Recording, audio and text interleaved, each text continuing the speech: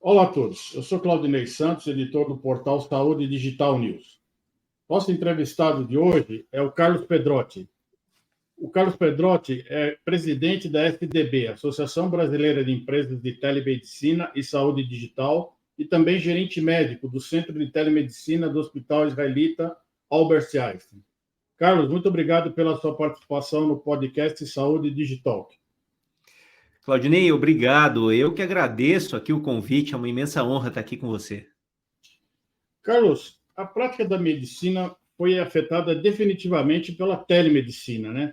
Mas ainda existem discussões sobre a relação médico-paciente e como tratar os limites da prestação de serviço de saúde através das ferramentas de comunicação à distância, em relação a aspectos éticos que devem ser respeitados, né? Qual a sua visão sobre a evolução da telemedicina no Brasil? Claudinei, esse ponto é um ponto absolutamente fundamental de ser tratado, porque sempre foi o grande motivo de resistência por parte das autoridades, por parte, inclusive, dos próprios médicos que se opunham anteriormente à implementação de estratégias de atendimento à distância, né?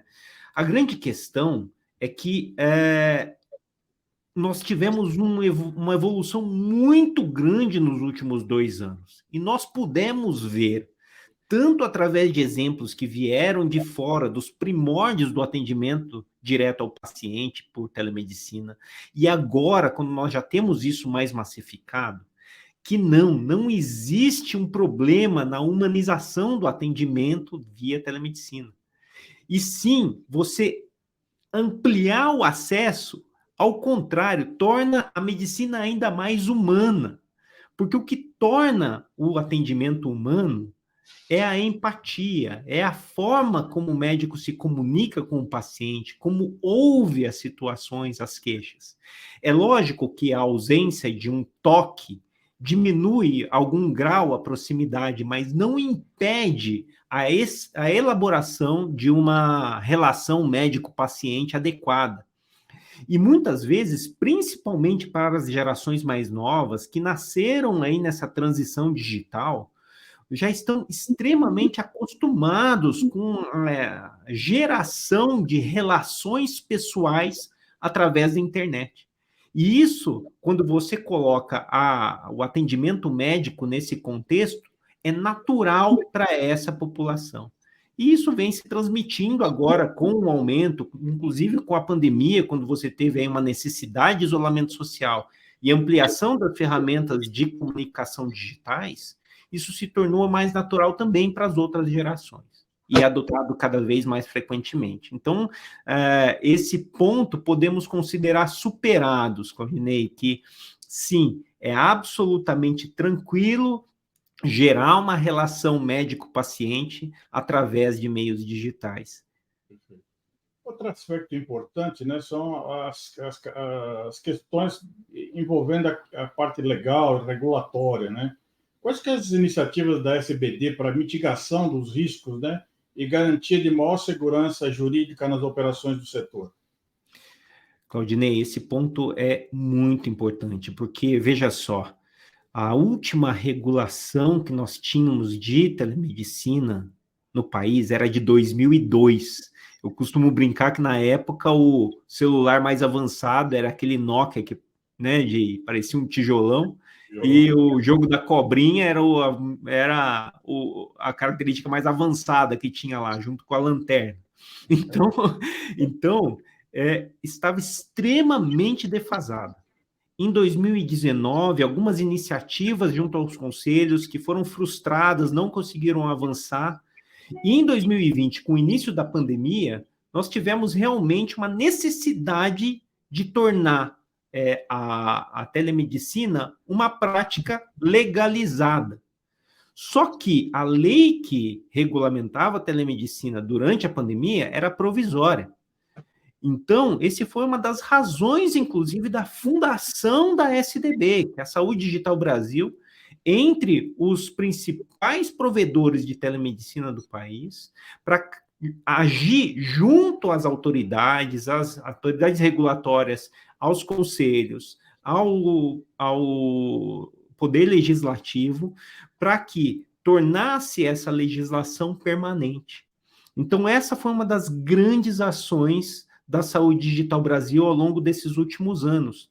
Agir para que nós tivéssemos uma legislação que garantisse tanto a segurança jurídica quanto a possibilidade de investimentos de longo prazo nesse setor, Claudinei, porque senão não existe crescimento e desenvolvimento sem investimento no setor, para que todos pudessem praticar a telemedicina de forma segura. E a Lei 14.510 foi sancionada agora em 27 de dezembro do ano passado, que nos alegrou muito, porque ela é principiológica, ela garante a autonomia do médico na escolha da melhor modalidade de atendimento e também a autonomia do paciente em escolher a melhor modalidade de atendimento, garantidos alguns princípios fundamentais que são constitucionais de autonomia profissional e também garantia de privacidade dos dados, segurança da informação com um termo de consentimento e que todos estejam alinhados, ou seja, sendo uma lei que não é tão obsolescente no curto prazo e permite que esses investimentos sejam feitos e que a telemedicina possa prosperar como um dos pilares de sustentação da saúde como um todo, tanto no público quanto no privado. Carlos, outro tema em discussão aí no setor da saúde como um todo é a interoperabilidade, né? Parece que já virou um santo graal, né? Como é que você vê o avanço dessa iniciativa para facilitar tanto os trabalhos dos profissionais de saúde e também evitar que os pacientes façam exames desnecessários, né? Que inclusive onera o custo da saúde, né? Claudinei, a interoperabilidade é um dos grandes desafios da transformação digital em saúde para os próximos anos. É uma necessidade mundial, porque os sistemas de saúde, normalmente, principalmente em países de dimensões continentais como o Brasil, Estados Unidos, grandes países da Europa e vários outros, que os sistemas que provêm digitalização de saúde, eles são muito fragmentados, eles não se conversam. E isso gera muito desperdício, repetição de processos, repetição de exames, e são desperdícios que vêm do financiamento da saúde como um todo. E no Brasil, principalmente, que é um país extremamente heterogêneo, em que você tem um sistema público que também é fragmentado dentro dos municípios, dos estados, cada um com o seu sistema, e no sistema privado, que cobre cerca de 1/4 da população, também existe uma imensa fragmentação. O paciente não consegue ser dono do próprio dado, que é o principal. Ele não consegue ter, num lugar só, todas as suas informações de saúde e poder transportar isso como ele precisa ter. Então, a interoperabilidade, que são os padrões que permitem um sistema conversar com o outro, isso é fundamental para que os sistemas que o paciente usa consigam se conversar e o paciente que passa num determinado serviço, esse médico, esse profissional de saúde consiga entender toda a jornada desse paciente. Evitar repetir exames desnecessários, evitar prescrever medicamentos que já se sabe que não foram eficazes, e você conhecer dados fundamentais para que você tome a melhor decisão possível naquele momento.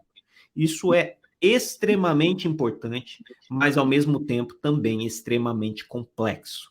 A Saúde Digital Brasil tem um grupo de trabalho dedicado para discussões sobre interoperabilidade e como que nós podemos colaborar com os entes governamentais para que a gente consiga fazer com que os dados dos pacientes que são inseridos nos sistemas hoje de telemedicina, de telesaúde, possam interoperar tanto com dados governamentais, como também entre as empresas que prestam serviço de saúde, tanto físicos quanto digitais, de forma segura, para que esse dado também ele esteja garantida a privacidade, a confidencialidade desses dados. É um grande desafio.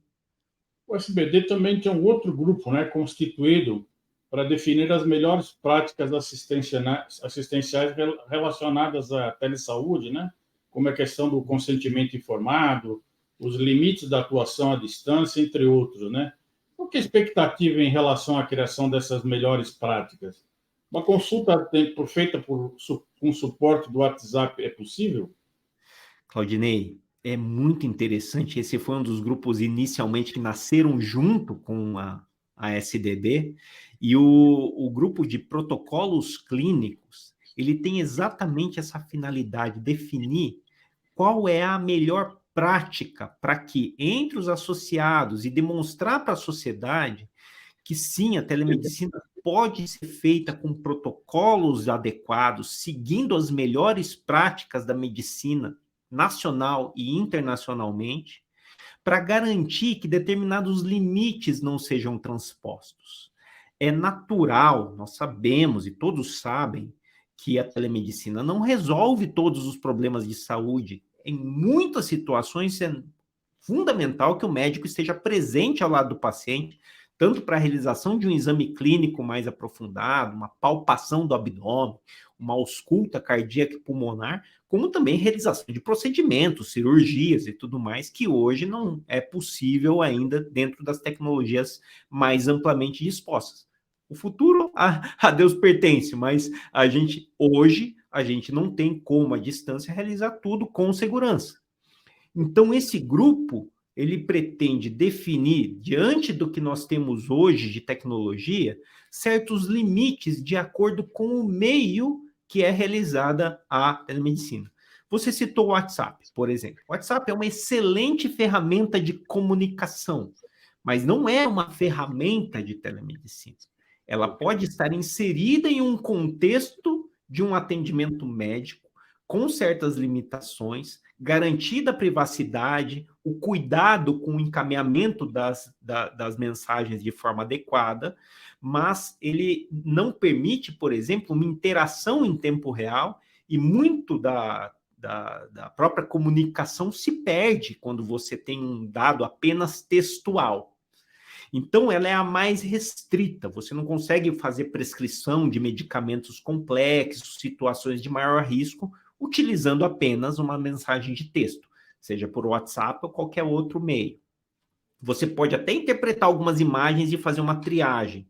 E é isso que a gente fala, por exemplo, em nosso manual de boas práticas, Claudinei, que foi publicado no passado e está disponível para todo mundo gratuitamente no nosso site, que é o saudedigitalbrasil.com.br. Indo adiante, por exemplo, a consulta por áudio em tempo real, que é como se fosse um telefone, por exemplo, em que você já é um pouco mais amplo, você já tem um pouco mais de liberdade, porque você tem uma interação com o paciente em tempo real e muito mais comunicação, mas ainda tem uma restrição visual. Agora, quando você tem áudio e vídeo em tempo real, Claudinei, daí você tem o que a gente considera o máximo da comunicação direta, e daí você pode considerar isso equivalente à consulta presencial em termos de abrangência. No entanto, tanto o médico quanto o paciente devem estar cientes desses limites, e toda vez que for necessário algum exame físico presencial ou houver algum risco, o paciente deve ser adequadamente encaminhado para um serviço de saúde físico. Outro grupo da própria SDV está discutindo a questão da prescrição médica, né? As plataformas de prescrição, a segurança da validação dessa prescrição, a questão do certificado digital, né?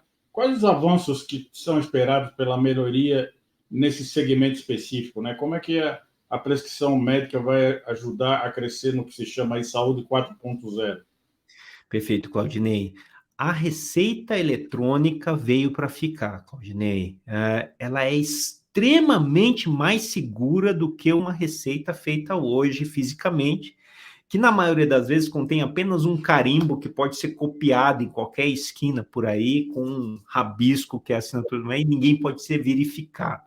A receita eletrônica hoje, nos moldes recomendados pelas agências regulatórias, ela é assinada com um certificado digital chamado de padrão ICP Brasil, que é universal, todos os médicos podem ter, isso é liberado para qualquer médico ou profissional de saúde, e você consegue ter uma assinatura extremamente segura, com a garantia de uma validação na ponta, nas farmácias, que pode, inclusive, verificar a autenticidade e veracidade daquele documento.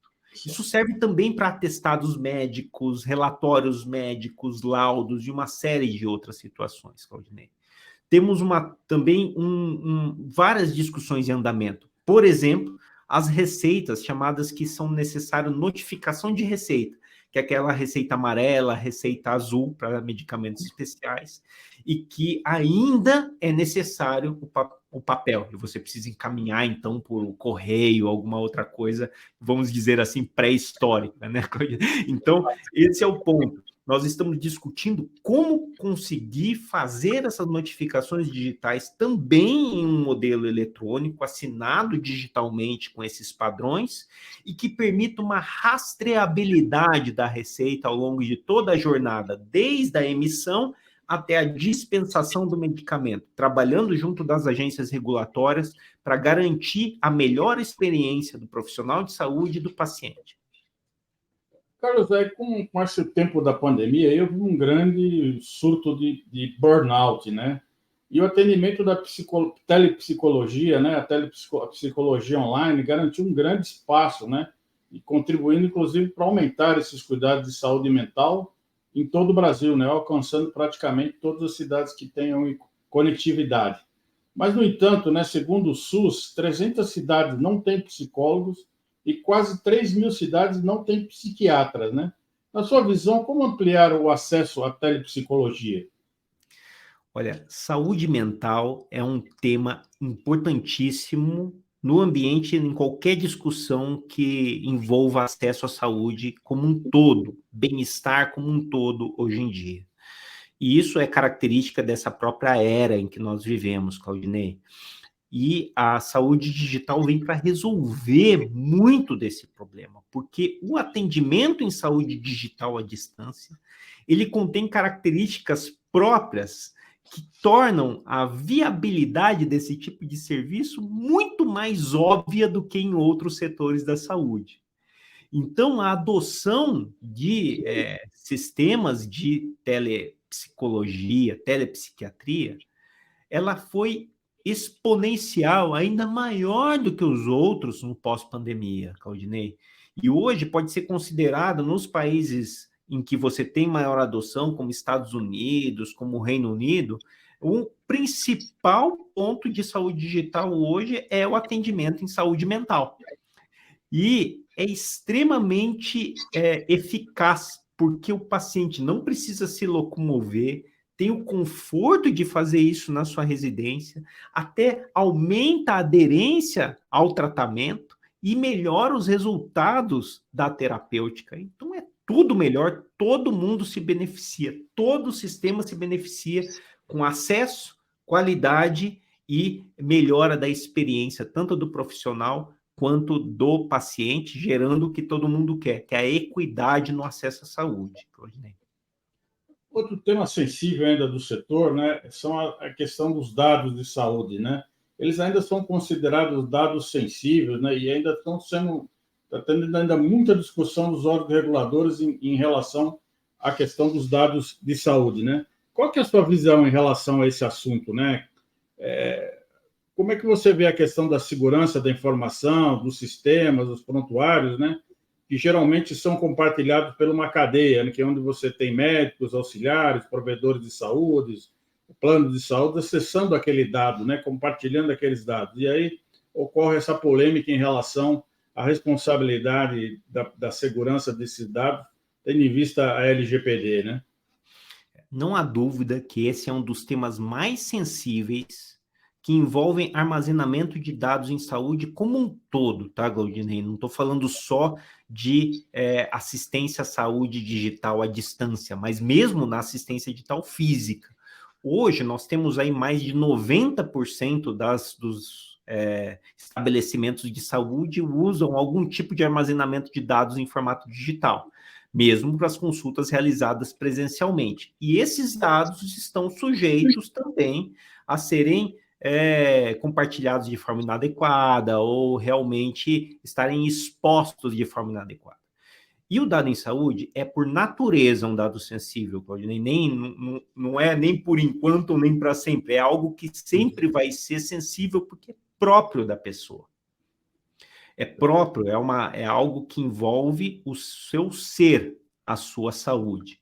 Portanto, é por natureza um dado sensível e deve ser tratado como tal. E por isso, a necessidade de seguir os preceitos da LGPD, que já garante a necessidade dessa privacidade e do controle adequado da manipulação de dados sensíveis. Então, é um tema constantemente discutido. As melhores práticas de segurança da informação em saúde, elas são um tema amplo discutido entre a gente na SDB e entre todos os entes que envolvem as entidades que trabalham com dados digitais em todos os âmbitos, não só em saúde. E nós estamos vendo uma grande expansão das ferramentas de controle de acesso a esses dados, de forma a garantir cada vez mais essa privacidade. Mas, como eu disse lá no começo, a fragmentação do serviço de saúde ainda torna esse caminho longo, Claudinei. Por isso, também é um dos grandes desafios do setor, que a gente possa trabalhar isso com todos os envolvidos, todos os players desse ecossistema, para que cheguemos a padrões adequados de controle e manipulação de dados de saúde, que são, por natureza, dados sensíveis, Claudinei. É uma preocupação que tem que nascer do zero. Quando você começa a estruturar qualquer banco de dados, qualquer plataforma de dados digitais de saúde, a base deve ser a segurança da informação, que deve ser pensada como alicerce da construção de qualquer plataforma. Carlos, para finalizar, você assumiu agora recentemente a presidência da SDB, né? Você podia falar um pouco aí quais são os objetivos da entidade, quem pode se associar, quais são os projetos que vocês estão discutindo lá e defendendo na associação? Fantástico, Claudinei. Obrigado por essa oportunidade. Eu participo da SDB desde a sua fundação, em 2020, quando eu coordenei o grupo de protocolos clínicos, e fui vice-presidente desde 2021, e agora assumi a presidência com muito orgulho do nosso conselho de administração. Nós temos uma grande quantidade de metas, e são ousadas. Nós temos a primeira meta desse semestre, que é a entrega de um painel de indicadores da saúde digital no país. Hoje, não se sabe quantas consultas foram realizadas, qual que é o padrão das teleconsultas, o padrão de utilização, os meios de comunicação, as especialidades, os profissionais de saúde envolvidos em telesaúde. Tudo isso a gente vai conseguir mostrar para a sociedade, e esse vai ser lançado ainda esse semestre através de um grande esforço de um grupo de trabalho de indicadores que está sendo liderado aqui dentro da Saúde Digital Brasil. Além disso, também teremos um curso de telemedicina, elaborado por quem pratica telemedicina e telesaúde na prática. Então, a gente está com uma ansiedade grande, isso já está em desenvolvimento e vai ser entregue também esse semestre. Além do acompanhamento contínuo das questões regulatórias, legais e todos os temas que envolvem saúde digital, Claudinei. Temos aí uma agenda bastante complexa de participação e demonstração do valor da saúde digital para a sociedade. É uma entidade empresarial, portanto, os interessados em participar saibam que é uma entidade que agrega empresas, ou seja, não é para pessoas físicas, mas para empresas, e a gente está aberto aí a receber propostas de pessoas, de empresas que estejam querendo participar desse ecossistema e participando ativamente da regulação e da construção do ecossistema de saúde digital no país. Bom, entrevistamos aqui o Carlos Predotto, presidente da SDB. Carlos, muito obrigado pela sua participação no Saúde Digital. Obrigado, Claudinei. Uma grande honra estar aqui com você e fico à disposição para todos aí que quiserem nos conhecer.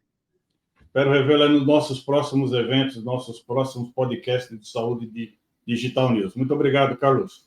Grande abraço, Claudinei.